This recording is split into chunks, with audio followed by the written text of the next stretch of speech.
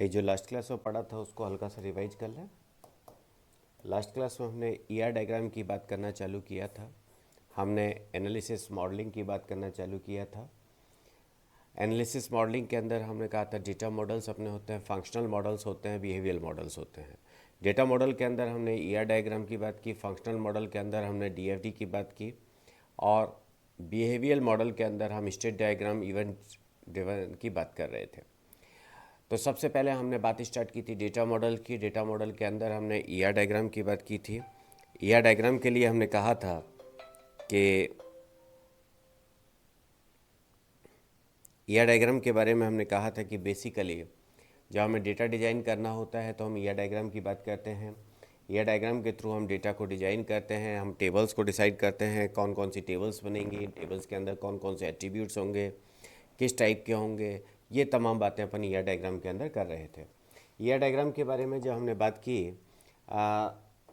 हम कह रहे थे ईआर डायग्राम के अंदर बेसिकली हम एंटिटीज़ की बात करते हैं, these are just like objects. हमने कहा था एक्सटर्नल कौन कौन से ऑब्जेक्ट्स होंगे, एक्सटर्नल एंटिटीज़ को ऑब्जेक्ट बनाते हैं, थिंग्स को, ऑकरेंसेज को, रोल्स को, ऑर्गेनाइजेशनल ऑकरेंसेज या इवेंट्स को, रोल्स को, ऑर्गेनाइजेशनल यूनिट्स को, प्लेसेज को और स्ट्रक्चर्स को। इसके बाद हम डिस्कस कर रहे थे कि एक डेटा ऑब्जेक्ट के अंदर क्या क्या चीज़ें होंगी। हमने कहा था कि एट्रीब्यूट्स अपने होंगे, ऑपरेशंस अपने हो सकते हैं। देन हमने रिलेशनशिप की बात की। जब हम रिलेशनशिप की बात कर रहे थे तो रिलेशनशिप में हमने कहा था ऑब्जेक्ट्स के बीच में रिलेशनशिप जो मेंटेन करते हैं उसे हम रिलेशनशिप से रिप्रेजेंट करते हैं। हमने ईआर नोटेशंस की बात की। ईआर नोटेशंस में हमने कहा था कि अलग अलग चीज़ें आपके पास हैं, एंटिटीज और रिलेशनशिप को आप रिप्रेजेंट करते हैं। कुछ एग्जांपल्स हमने देखे थे, यहाँ से हट के कुछ एग्जांपल्स हमने दूसरे एग्जांपल्स की डिटेल में बात की थी। फिर हम डीएफडी के ऊपर आ गए थे। डीएफडी हमने कहा था डेटा का जो फ्लो है, ट्रांसफॉर्मेशन है एक फॉर्म से दूसरे फॉर्म में, उसके लिए हम डीएफडी काम में लेते हैं या फ्लो मॉडल काम में लेते हैं।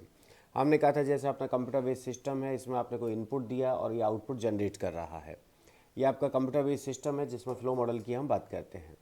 हमने कहा था तमाम आपके नोटेशंस है जो कि अपन डीएफडी के अंदर काम में लेते हैं, एक्सटर्नल एंटिटीज़ को काम में लेते हैं, प्रोसेसेज को, फ्लो को एंड डेटा स्टोर को। डेटा स्टोर को पैरेलल लाइंस करते हैं। इसके बाद हमने बात की थी कि एक्सटर्नल एंटिटी जो आपका होता है basically producer and consumer of data होता है, ऐसा अपन बात कर रहे थे। देन हमने कहा जो प्रोसेस है वो बेसिकली जो डेटा का ट्रांसफॉर्मर है, इनपुट को आउटपुट में कैसे कन्वर्ट करेंगे, उसको हमने प्रोसेस के लिए बात की थी।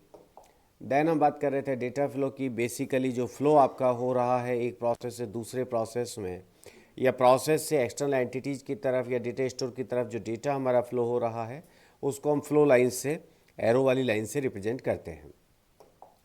इसके बाद हम आए थे डेटा स्टोर्स के ऊपर, जहाँ पर कि डेटा बेसिकली स्टोर होता है। डेटा फ्लो डायग्राम्स की कुछ एक गाइडलाइंस थी जो कि हम डिटेल में बात कर रहे थे। इन गाइडलाइंस को अपन ने बात की थी कि भाई कितने डेप्थ तक हमें जाना चाहिए, है ना। हमें शुरुआती जो आपकी लेवल होता है वो लेवल 0 या कंटेक्स्ट डायग्राम होता है। जैसे जैसे हम डेप्थ में जाएंगे वैसे वैसे हम इसका लेवल बढ़ाते जाते हैं, ठीक है। हमने बात की थी कि यहाँ पर हम प्रोसीजर्स की बात नहीं करते, यहाँ पर बेसिकली हम जो बात करते हैं वो प्रोसीजर नहीं, प्रोसेस एंड फ्लो की बात करते हैं। ओके, प्रोसेस का मतलब यहाँ पर एल्गोरिथम नहीं है, प्रोसीजर नहीं है, ठीक है। देन हमने डीएफडी के 0 लेवल, 1 लेवल की हमने बात की थी। ओके, ये हम तमाम चीज़ें लास्ट क्लास के अंदर शायद देख चुके थे। हमने कहा था कि एक प्रोसेस को हमने सब प्रोसेसेस के अंदर डिवाइड किया। डायग्राम से हमने डिटेल में समझने की कोशिश की थी कि जो एक काम है उसको छोटे छोटे दूसरे कामों में हम डिवाइड करते हैं, और आखिरी लेवल तक बेसिकली एक सिंगल स्टेटमेंट तक हम जाते हैं। हमने कहा था कि बेसिकली 5 to 7 लेवल्स में हम डिवाइड करते हैं, ऐसा अपन बात कर रहे थे। कुछ हमने इसके नोट्स वगैरह हमने डिटेल में बात की थी। ये बेसिक आपका मॉडलिंग था। एक बार इसको अपन थोड़ा आउट चल सकते हैं। यहाँ तक हम लास्ट क्लास में पढ़ रहे थे, लास्ट क्लास में हमने डिटेल में बात की थी। तो बेसिकली हमने जो लास्ट क्लास में पढ़ा था, हमने ईआर मॉडल पढ़ा था, ईआर डायग्राम एंड डीएफडी, ये हमने पढ़ा था। ये दो मेन कंसेप्ट्स को लास्ट क्लास के अंदर हमने डिस्कस किया था। याद कीजिए, जब हम पहले पढ़ रहे थे तो हमने कहा था कि हमारे पास डेटा मॉडल है, हमने कहा था हमारे पास फंक्शनल मॉडल है, और हमने कहा था बिहेवियरल मॉडल है। बिहेवियरल मॉडल है। डेटा मॉडल जो हमें रिप्रेजेंट कर रहा था वो हमें ईआरडी रिप्रेजेंट कर रहा था, जैसा अपन बात कर रहे थे। फंक्शनल मॉडल जो अपना है वो हम डीएफडी के थ्रू रिप्रेजेंट कर रहे थे। ये दो चीज़ें थी जो कि हमने डिटेल में पढ़ी थी, इन दोनों की अपन बात कर रहे थे। ओके, यहाँ तक कोई डाउट, कोई क्वेश्चन जो लास्ट क्लास में अपन ने पढ़ा था?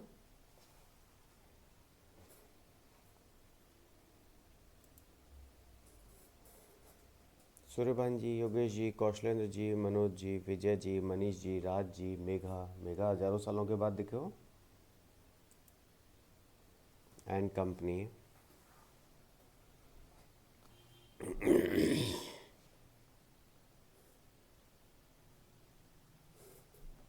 चलिए, तो इसके बाद हमारे पास आता है बिहेवियरल मॉडल,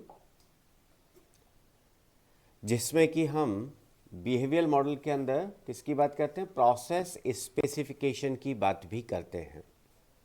बिहेवियरल मॉडल के अंदर प्रोसेस स्पेसिफिकेशन की बात भी की जाती है।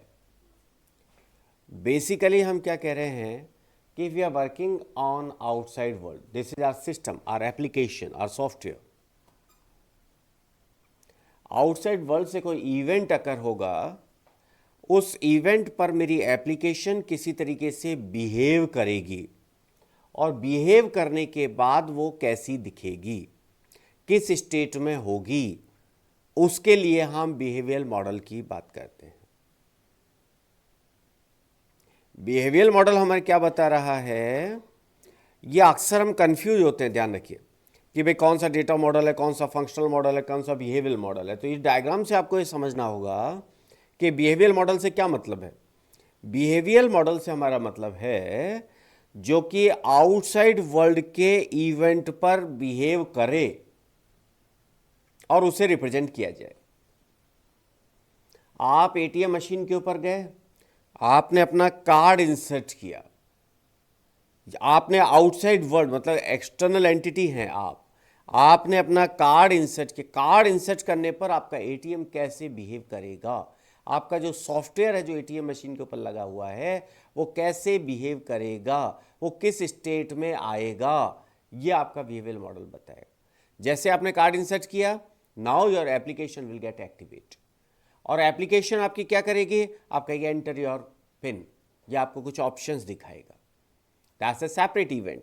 आपने अपना एटीएम पिन एंटर किया एक्सटर्नल वर्ल्ड से, आपने जब अपना एटीएम पिन एंटर किया, now how your application will behave, that will be represented by your behavioural model. तो बिहेवियरल मॉडल क्या है? आपकी एप्लीकेशन एक्सटर्नल इवेंट्स या एक्सटर्नल वर्ल्ड, आउटसाइड वर्ल्ड के इवेंट्स को किस तरीके से डील करेगी, और उस डील करने पर जो बिहेव वो कर रहा है, जो रिप्रेजेंटेशन उससे आ रहा है, उसको आप बिहेवियरल मॉडल से दिखा रहे हैं। ठीक है साहब? देखिए, हमने कहा सिस्टम की स्टेट क्या है। अभी हम जब बात कर रहे थे हमने कहा था जैसे ही आपने कार्ड इंसर्ट किया, अब एक अलग स्टेट के अंदर आएगा, अब एक अलग स्टेट के अंदर आएगा, और उस स्टेट के अंदर आपको क्या करना होगा? उस स्टेट के अंदर आपको अपना पिन एंटर करना होगा। Now what this stage is, state आप कहेंगे किसे? स्टेट क्या है यहाँ पर, आप उसकी बात कर रहे हैं। तो सबसे पहले अपन आ जाते हैं स्टेट पर। स्टेट क्या है? क्योंकि हम स्टेट ट्रांजिशन डायरेक्शन की डायग्राम की बात करते हैं कि आपकी जो एक स्टेट, दूसरी स्टेट, तीसरी स्टेट जो आ रही है, वो एक स्टेट से दूसरे स्टेट पर ट्रांजिट जो हो रही है, चेंज जो हो रही है, उससे आप स्टेट ट्रांजिशन डायरेक्शन डायग्राम से रिप्रेजेंट कर रहे हैं। तो स्टेट क्या है? स्टेट हम कह रहे हैं a set of observable circumstances set of observable, जिसको कि आप ऑब्जर्व कर सकें, circumstances that characterize the behave of a system at a given time, जो कि आपके सिस्टम के बिहेव को रिप्रेजेंट कर सके। ए सेट ऑफ ऑब्जर्वेबल सर्कमस्टांसेज, जिनको कि आप ऑब्जर्व कर सकें। सेट ऑफ ऑब्जर्वेबल सर्कमस्टांसेज, जैसे आपने कहा साहब आपने कार्ड इंसर्ट किया, उससे पहले आपका सिस्टम क्या था, आइडल स्टेट था। जैसे आपने कार्ड इंसर्ट किया क्या हुआ, एक्टिव स्टेट में आ गया। Active observable circumstances that characterize the behavior of a system at a given time. Then state transition, the movement from one state to another state, the movement from one state, एक state से दूसरे state पर move करना। आप active थे, sorry आप idol थे, आपका एटीएम आइडल था, आपने कार्ड इंसर्ट किया, अब ये ट्रांजिट हो गया। किस में ट्रांजिट हो गया, एक नई स्टेट। नई स्टेट क्या थी, एक्टिव स्टेट थी। देन इवेंट, सम अकरेंस, कार्ड इंसर्ट करना, दैट इज ए इवेंट। एक स्टेट क्या थी, आइडल थी, एक स्टेट क्या थी, एक्टिव है। अब एक स्टेट से दूसरे स्टेट में आने के लिए क्या किया गया, कोई इवेंट परफॉर्म किया गया, इवेंट अकर हुआ। वो इवेंट क्या था, इंसर्शन ऑफ कार्ड। वो इवेंट क्या था, entering the ATM pin. Okay, an occurrence that causes the system to exhibit some predictable form of behavior, some predictable form of behavior. कोई occurrence है, action, processes that occur as a consequences of making a transition. Transition के होने से क्या हुआ, ठीक है, एक ट्रांजिशन के होने के लिए क्या एक्शन लिया गया, या ट्रांजिशन से कौन सा काम हुआ, दैट्स एक्शन। तो ये अलग अलग चीजें हैं जिनकी कि हम बात करते हैं जब भी हम स्टेट ट्रांजिशन की बात करते हैं। देखिए साहब, बिहेवियर मॉडल क्या रिप्रेजेंट करता है, बिहेवियर मॉडल के अंदर अपने को क्या करना होगा, हमें बेसिकली क्या है, डिफरेंट स्टेट्स को दिखाना होगा। हमें क्या है, एक स्टेट से दूसरे स्टेट पर कैसे जा रहा है ये रिप्रेजेंट करना होगा। हमें क्या है, उन स्टेट को जो आप एक दूसरे से रिप्रेजेंट कर रहे हैं उसे, जिसे आप कह रहे हैं स्टेट ट्रांजिशन डायग्राम, उसकी बात करनी होगी, स्टेट ट्रांजिशन डायग्राम की बात करनी होगी। इवेंट एंड एक्शन बिल्कुल मिलते जुलते हैं। जनरली इवेंट आपके आउटसाइड वर्ल्ड से अकर हो रहा है और एक्शन जो आपके पास है वो विद इन सिस्टम होता है। एक्शन सिस्टम लेता है, event outside world external entity ले रही है। योगेश जी, ओके, तो एक स्टेट से दूसरे स्टेट के जो मूवमेंट है उसे दिखाने के लिए हम स्टेट ट्रांजिशन डायग्राम की बात करते हैं, स्टेट ट्रांजिशन डायग्राम की बात करते हैं। ठीक है योगेश जी,